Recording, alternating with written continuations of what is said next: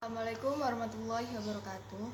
Nama saya Safira Anggraini dari kelas 12 IPS 2 nomor absen 28. Di sini saya akan sedikit berdakwah atau menjelaskan tentang sejarah Islam di Indonesia. Indonesia adalah negara yang mayoritas penduduknya menganut agama Islam. Islam di Indonesia diyakini oleh sekitar 85,2% dari total jumlah penduduknya. Masuk dan berkembangnya agama Islam di Indonesia hingga bisa mencapai jumlah penganut yang begitu besar itu ternyata telah melalui sejarah yang sangat panjang. Maka dari itu, saya akan bahas satu persatu bagaimana caranya Islam masuk dan berkembang di Indonesia. Yang pertama adalah sejarah masuknya Islam ke Indonesia. Terkait dengan sejarah masuknya Islam ke Indonesia, ada beberapa pendapat dan teori yang menyatakan kapan sebetulnya pengaruh kebudayaan dan agama Islam mulai masuk ke Nusantara.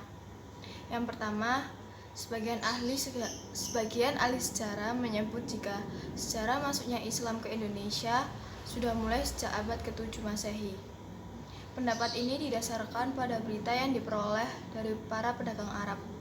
Dari berita tersebut diketahui bahwa para pedagang Arab ternyata telah menjalin hubungan dagang dengan Indonesia pada masa perkembangan kerajaan Sriwijaya pada abad ke-7. Dalam pendapat itu disebutkan bahwa wilayah Indonesia yang pertama kali menerima pengaruh Islam adalah daerah pantai Sumatera Utara atau wilayah Samudra Pasai. Wilayah Samudra Pasai merupakan pintu gerbang menuju wilayah Indonesia lainnya. Dari Samudra Pasai melalui jalur perdagangan agama Islam menyebar ke Malaka dan selanjutnya ke Pulau Jawa. Kedua, sebagian ahli sejarah lainnya berpendapat bahwa sejarah masuknya Islam ke Indonesia dimulai sejak abad ke-11 Masehi. Pendapat ini didasarkan pada bukti adanya sebuah batu nisan Fatimah binti Maimun yang berada di Gresik, Jawa Timur. Batu nisan ini berangka tahun 1082 Masehi. Yang ketiga, di samping kedua pendapat tersebut, beberapa ahli lain justru meyakini jika sejarah masuknya Islam ke Indonesia baru dimulai pada abad ke-13 Masehi. Pendapat ini didasarkan pada beberapa bukti yang lebih kuat, diantaranya dikaitkan dengan masa runtuhnya dinasti Abbasiyah di Baghdad tahun 1258, berita dari Marco Polo tahun 1292, batu nisan kubur Sultan Malik As-Saleh di Samudra Pasai tahun 1297, dan berita dari Ibnu Batutah tahun 1345. Pendapat tersebut juga diperkuat dengan mana penyebaran ajaran tasawuf di Indonesia. Pada bagian yang kedua, saya akan menjelaskan sejarah penyebaran Islam di Indonesia. Pada masa kedatangan agama Islam, penyebaran agama Islam dilakukan oleh para pedagang Arab, dibantu oleh para pedagang Pontia dan India. Abad ke-7 Masehi merupakan awal kedatangan agama Islam. Pada masa ini, baru sebagian kecil penduduk yang bersedia menganutnya karena masih berada dalam kekuasaan raja-raja Hindu-Buddha. Sejarah masuknya Islam ke Indonesia dan proses penyebarannya berlangsung dalam waktu yang lama, yaitu dari abad ke-7 sampai abad ke-13 Masehi. Selama masa itu, para pedagang dari Arab, Gujarat, dan Persia semakin intensif menyebarkan Islam di daerah yang mereka kunjungi, terutama di daerah pusat perdagangan. Di samping itu, para pedagang Indonesia yang sudah masuk Islam dan para mubalik Indonesia juga ikut berperan dalam penyebaran Islam di berbagai wilayah di Indonesia. Akibatnya, pengaruh Islam di Indonesia makin bertambah luas di kalangan masyarakat, terutama di daerah pantai. Jelang berakhirnya abad ke-13, sekitar tahun 1285, berdiri kerajaan bercorak Islam yang bernama Samudra Pasai. Malaka yang merupakan pusat perdagangan penting dan juga pusat penyebaran Islam berkembang pula menjadi kerajaan baru dengan nama Kesultanan Malaka. Pada awal abad ke-15, kerajaan Majapahit mengalami kemerosotan. Bahkan pada tahun 1478 mengalami keruntuhan.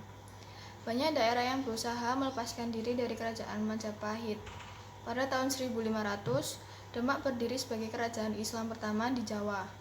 Berkembangnya kerajaan Demak sebagai kerajaan Islam ini kemudian disusul berdirinya Kesultanan Banten dan Kesultanan Cirebon. Di Di luar Jawa juga banyak berkembang kerajaan yang bercorak Islam seperti Kesultanan Ternate, Kesultanan Goa, dan Kesultanan Banjar. Melalui kerajaan-kerajaan bercorak Islam itulah agama Islam makin berkembang pesat dan tersebar di berbagai wilayah di Indonesia. Agama Islam tidak hanya dianut oleh penduduk di daerah pantai saja, tetapi sudah menyebar ke daerah-daerah pedalaman. Dan di bagian yang ketiga, saya akan menjelaskan saluran penyebaran agama Islam di Indonesia. Yang pertama, perdagangan. Proses penyebaran agama Islam dilakukan oleh para pedagang Muslim yang menetap di kota-kota pelabuhan untuk membentuk perkampungan Muslim, misalnya Pekojan. Yang kedua, perkawinan.